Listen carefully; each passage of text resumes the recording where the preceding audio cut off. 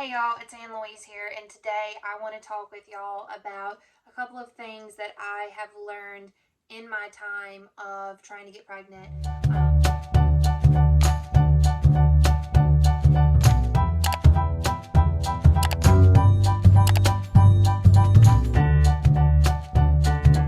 I am actually coming up on 1 year of trying to conceive.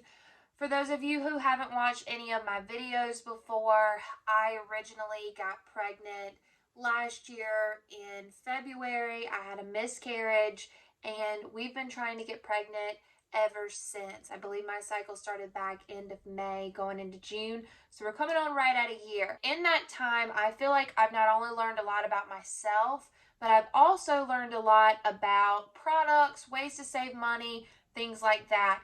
If you are currently going through any sort of fertility treatments, you know that the whole trying to conceive process can become costly once you get a doctor involved. So I try to find good ways to save money as often as I can. Let's begin with one of my number one tips. So tip number one has to do with ovulation tests. So the ovulation tests that I have at hand, they are super cheap.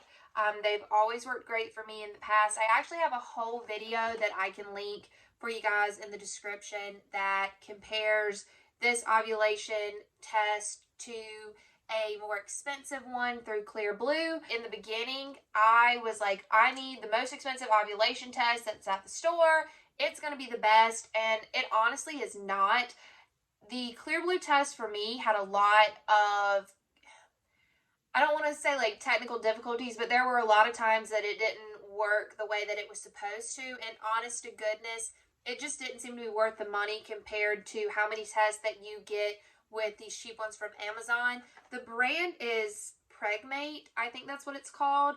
I will put it down below, but they are super inexpensive, and it's kind of one of those situations that if you run into a day that you want to test one or two times, you don't have to feel guilty because they're like 10 or 15 bucks for like a 25 count or a 50 count. I've recommended these to several of my friends who ended up getting pregnant based off of using these to track their ovulation. So this is a great option and a great way to save money. Going along with that, I want to talk about apps. And that might sound super funny to say, but once I learned about fertility apps, I thought they were the best thing, and it was a great way for me to log everything that I am doing on a daily basis to try to promote my ability to get pregnant. I have tried several different apps, but that number one is free, and that has been the most effective for me is the Ovia app. I get it through the App Store. Again, it is free. I have tried several apps that charge a monthly fee, and they either did not work as great for me as Ovia does, or they weren't as simple. And that's what I like about the Ovia app. It's super simple, and you don't have to worry about being charged for it. I think it's amazing. So they do have several different options on there for if you're trying not to get pregnant, which you're probably not watching this video if you're trying not to get pregnant, but if you're trying not to get pregnant, you can use it as a way of like planning. And then if you are trying to get pregnant, you can use it to figure out when you're ovulating, and it learns from what you put into the app. So for me, when I first got started, I would log every day that I had a negative ovulation test and when I got my positives. And so the app started picking up on, okay, her cycle is usually this long. She typically ovulates on this day. And for someone with PCOS, it's been beneficial in learning why my body has some of the symptoms that it has. During my day-to-day, if I have weird cramping on one side, or you can check, log your CM if you are someone that pays attention to that too. If you've been trying to conceive for a while, you probably do. But yeah, you can log positive ovulation tests. Once you get pregnant, you can log that you're pregnant, and then Ovia has a pregnancy app as well. So it's a great option, and again, it is free, so another way to save money. Next thing I want to talk about, supplements. I feel like the supplement, I don't want to say this like in a negative way, but I think there are a lot of companies that are a little bit predatory when it comes to marketing things to women that are trying to get pregnant.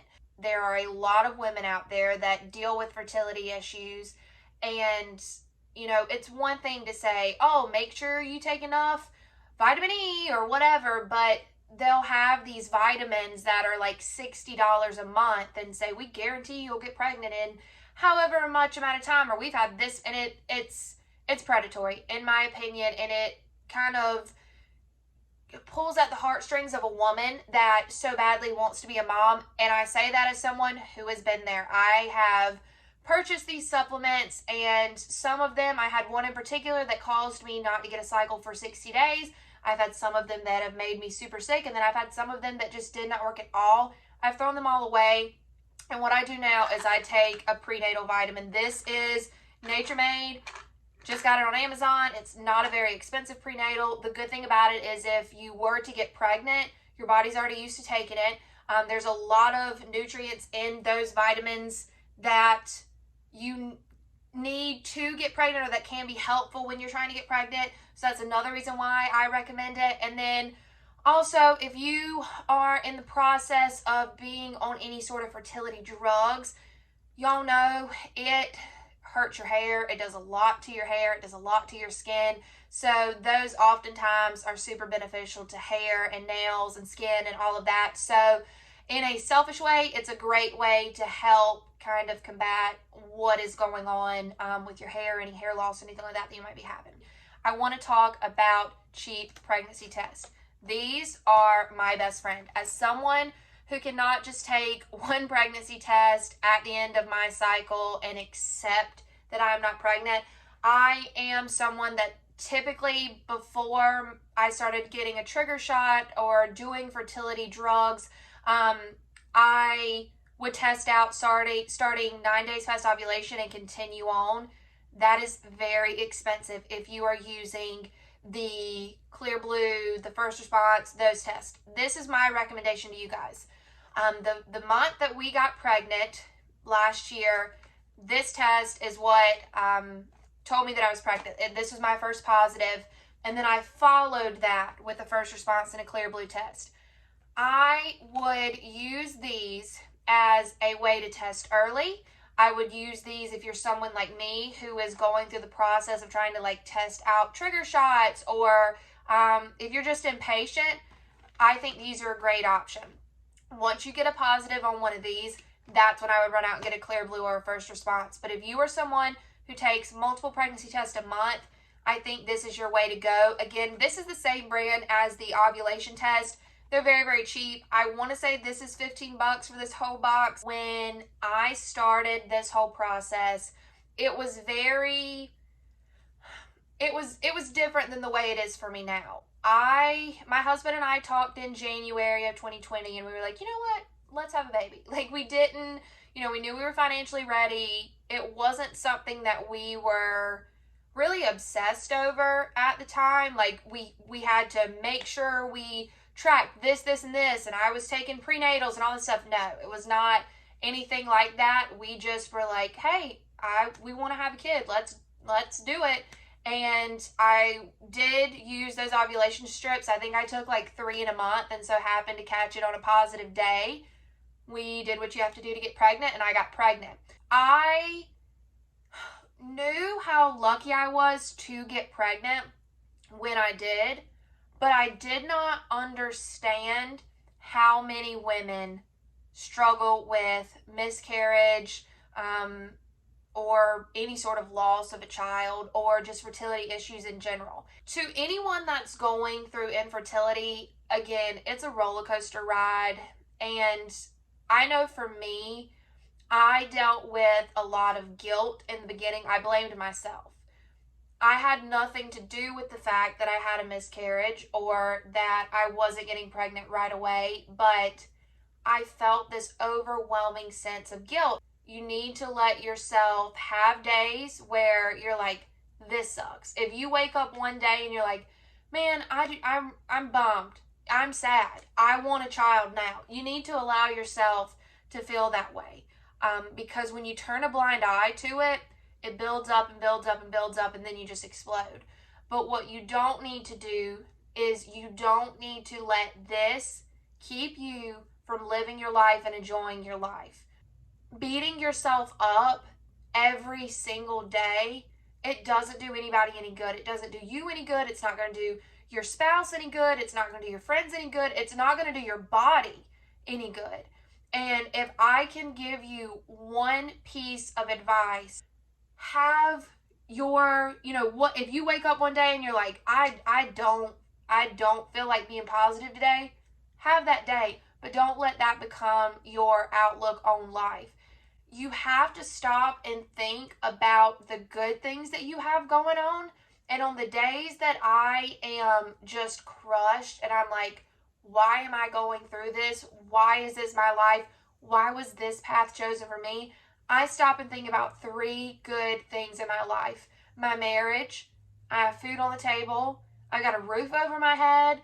There are three things in my life that I have to think about them right then, because I don't want this bad moment to consume me, and I don't want it to negatively affect me as a person or negatively change who I am as a human being. I feel like for anyone that is actively trying to get pregnant, whether it's been 3 months, 6 months, a year, 2 years, every month feels like an eternity. It feels like forever. The endless amount of Google searches of why do I feel like this, or why is my body doing this, or should I take this, or should I not eat this, or whatever.